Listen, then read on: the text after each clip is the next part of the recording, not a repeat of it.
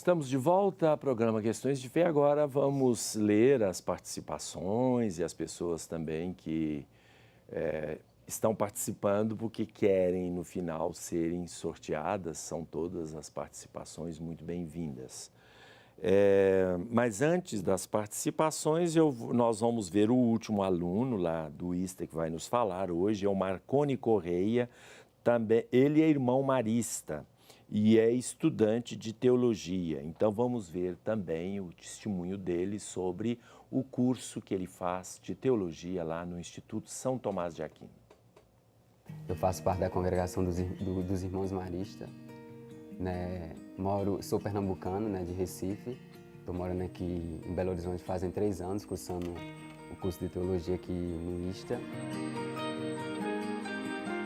Porque a minha congregação tem como carisma, né, e missão, tornar Jesus Cristo conhecido e amado, né, por meio das crianças, adolescentes e jovens, por meio da educação.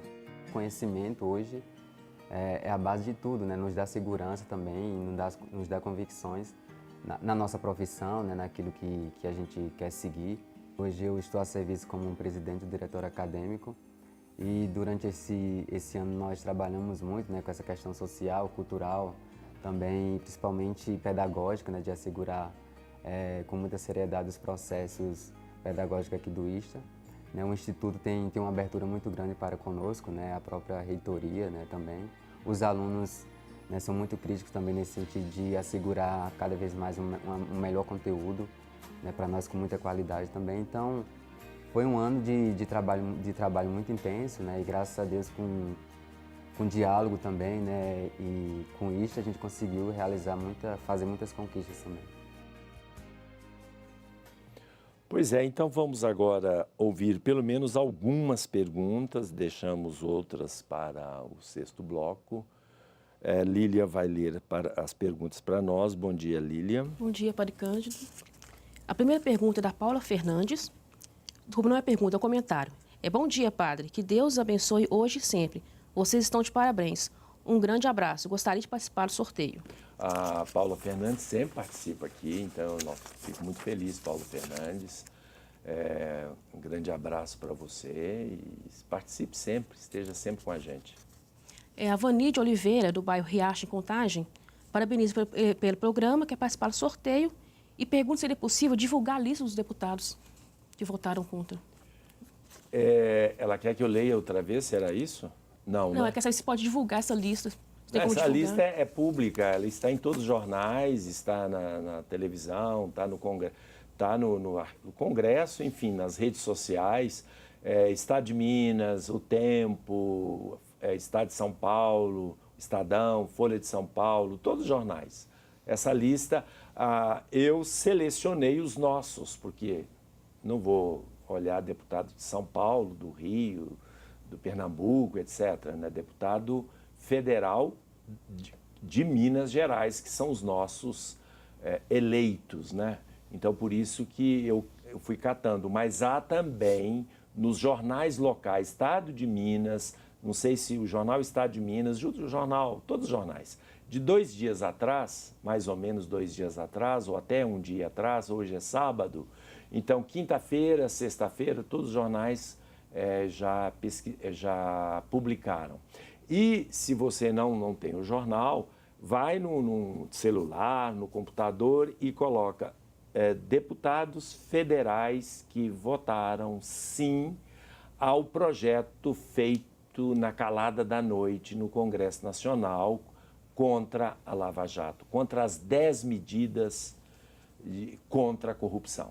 Então, você vai ter o nome direitinho de todo mundo, os partidos e os estados de onde eles são. Temos também a participação do Pedro Luiz. Bom dia, Padre Cândido. Seu programa está ótimo. Eu e mamãe te mandamos forte e afetuoso abraço. Quero participar do sorteio.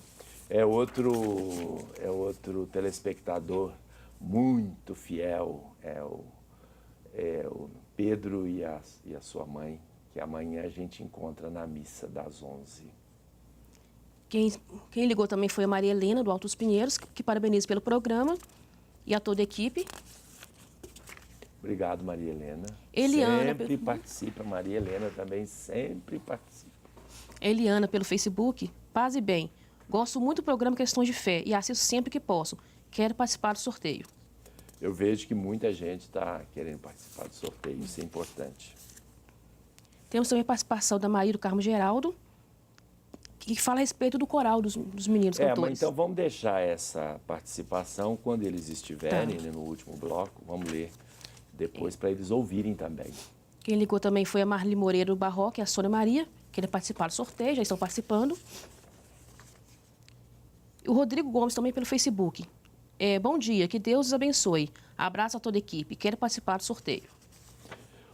Nós estamos com os participantes bem fiéis, viu? São as pessoas que todo sábado elas ligam para cá. A gente sabe também que há muita gente que vê o programa, mas não tem interesse assim em ligar, em participar, né? Eu mesmo, quando eu vejo programa de televisão, eu dificilmente mando alguma mensagem participar. Eu vejo aquilo e elaboro na minha cabeça aquela informação, critico ou recuso ou aceito ou aplaudo entusiasticamente, mas para mim mesmo, né? Nós que trabalhamos nos meios de comunicação, nós temos esta incumbência de apresentar uma versão dos fatos. O que houve é que vai, evidentemente, dosar, criticar, fazer a sua ponderação. Acho que hoje ninguém aceita mais assim, tranquilamente. Até porque os meios de informação hoje são muito variados. Eu, por exemplo, pela internet, a gente lê com facilidade, assim, rápido, né? A gente lê muita coisa, não só aquele jornal que você assina, mas você lê outros jornais, você lê jornais do exterior, da França, de Portugal, da Espanha, dos Estados Unidos e assim por diante. Aí você vai tendo uma visão bem mais... Depois as redes sociais, os comentários, outros formadores de opinião, de um jeito, de outro. Eu só não gosto daqueles que são absolutamente ligados, engajados numa ideia quase que fixa. Aí não dá. Aí a verdade não aparece. Temos também a participação da Cláudia, lá de Santa Luzia, que ela pede oração para ela, os filhos gêmeos Arthur e Lucas e para o marido Júlio. Tá ok. Agora vamos ler este parágrafo 169 a respeito das tarefas da comunidade política. Para assegurar o bem comum, o governo de cada país tem a tarefa específica de harmonizar com justiça os diversos interesses setoriais. A correta conciliação dos bens particulares de grupos e de indivíduos é uma das funções mais delicadas do poder público.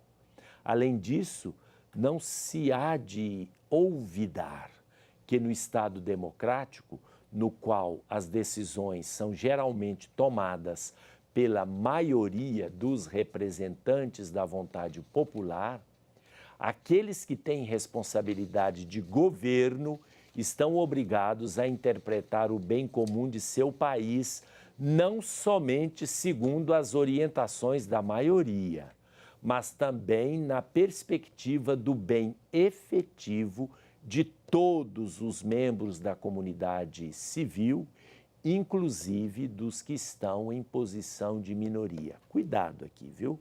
Vamos interpretar bem esse texto. O que está dizendo é que não é uma minoria que deve mandar no resto, não.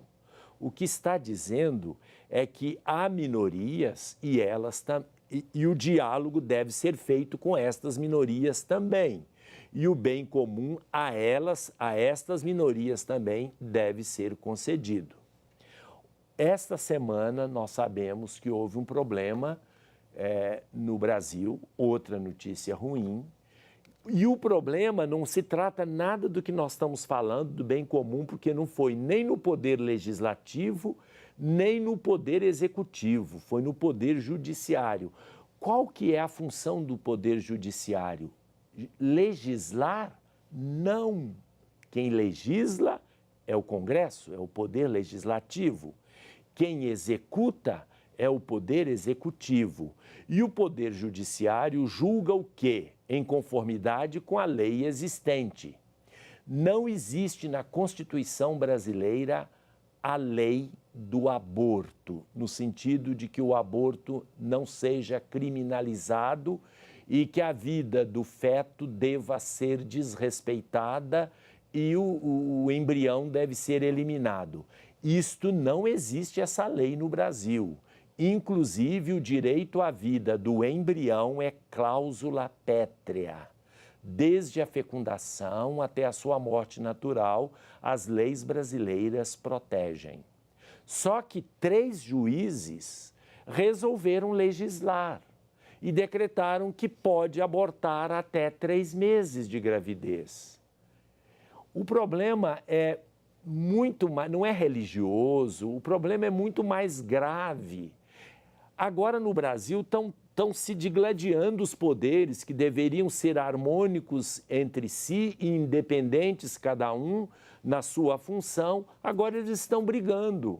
O poder judiciário vai legislar, passar por cima da autoridade do legislativo. O legislativo quer brigar com o judiciário porque os deputados têm medo de ser preso por causa da corrupção, do caixa 2, das propinas e tanta sujeira que existe. Então, eles querem perseguir o poder judiciário, os juízes, os desembargadores, enfim, o Ministério Público, os procuradores da República. Então, não pode ser assim, nós estamos com crise institucional. Então, não pode acontecer isso. Eu me lembro na França, que é um país modelo, digamos assim, a República surgiu na França e Estados Unidos também. Naturalmente, as duas têm relação, por isso que é uma estátua da liberdade nos Estados Unidos doada pelo governo francês. A República surgiu lá e no ano passado houve um pedido do pessoal para que o Supremo Tribunal da França decretasse o casamento entre pessoas do mesmo sexo. O tribunal falou, olha, vocês têm que ir na Assembleia, lá eles chamam de Assembleia Nacional, ou seja, o Congresso Nacional deles, vocês têm que ir lá e mudar as leis. Depois que você mudar as leis, nós podemos fazer o julgamento de acordo com a lei, mas por enquanto o julgamento não é este. Agora, evidentemente, quando não existem leis, aí, naturalmente, se há um caso a ser julgado, obviamente, é a interpretação do juiz.